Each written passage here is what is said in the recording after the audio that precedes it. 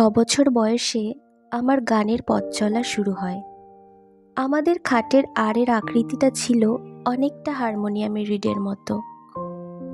দিনের বেশ অনেকটা সময় আমি এই খাটের আড়ে মিছিমিছি হারমোনিয়াম বাজিয়ে খেলা করতাম। মা সেটা বেশ কিছুদিন লক্ষ্য করেছিল।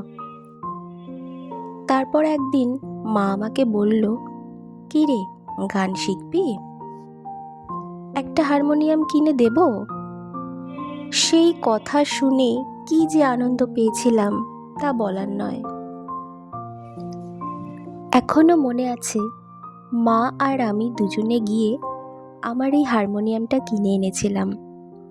আজ থেকে প্রায় 28-29 বছর আগে।